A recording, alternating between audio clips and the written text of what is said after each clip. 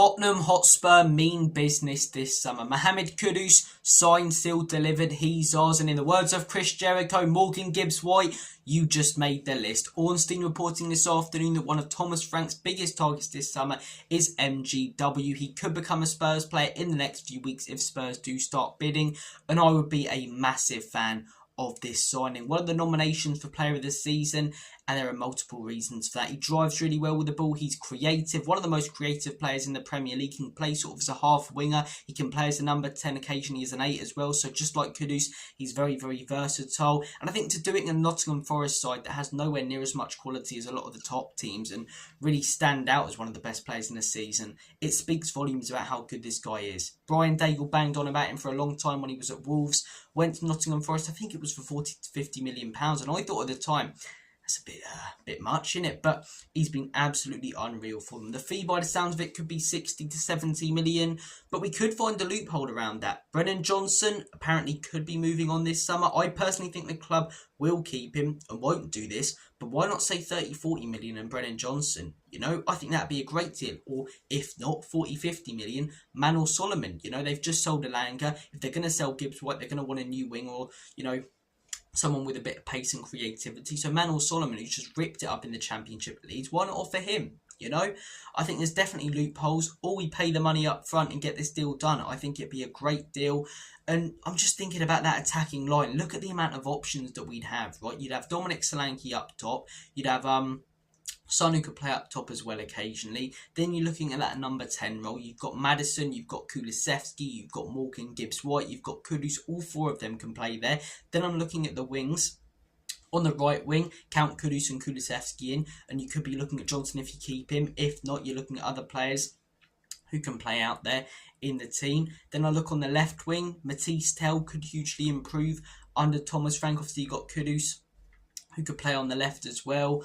I'm looking at Heung-min Son if he's not playing up top. You've got some really, really good options up top, and options that if you rotate, there won't be a huge decrease in quality, because that seemed to be the problem the last few years. We rest a few players get injured, our forward line falls to pieces. You know, we miss one or two key players up there, all the creativity, all the goals, all the assists, they disappear just like that. So, Maddison's injured. Morgan Gibbs-White comes in.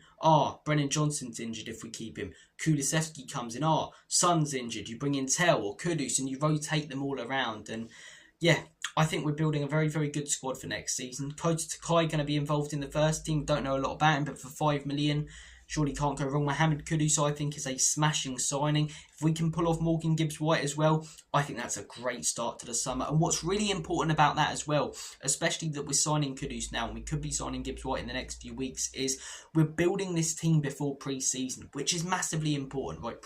A good pre-season usually correlates with a good season. Liverpool had a fantastic pre-season last year. Arne Slot played his pre-season with the exact same squad that he played this season with. They started the season brilliantly. 3 wins, 3 clean sheets. You know, a bad pre-season, look at Man United, for example.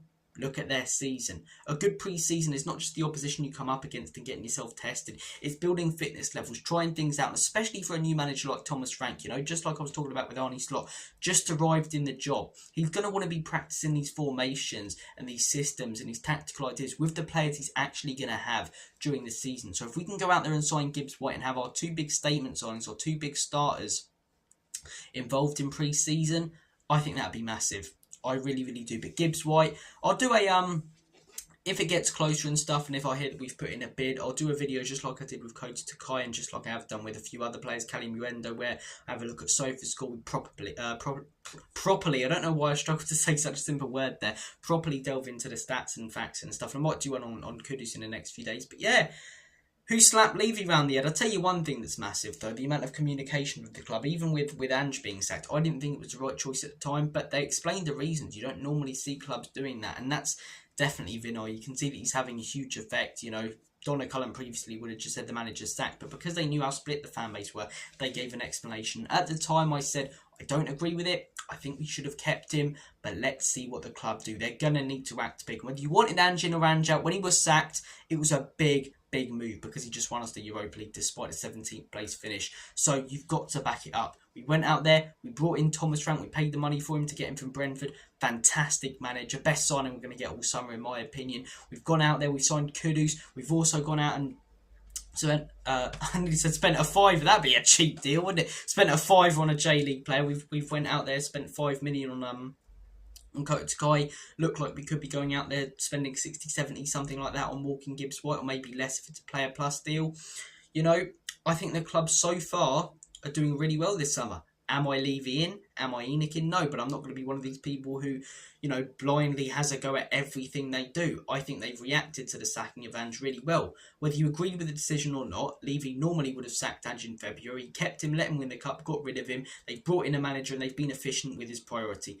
Priority signing, man he wanted the most, Mohamed Kudus, ticked off the list. Man below him, Morgan Gibbs-White. Now, the next few months, the Morgan Gibbs-White deal could go completely tits up. Could go in for another player like a Semenyo. That goes wrong, and then we head into the Premier League with no one else. And then it's a different video I'm doing on here. But at the minute, I would say I'm quietly optimistic. I'm speaking very loudly. I'm very optimistic heading into this season.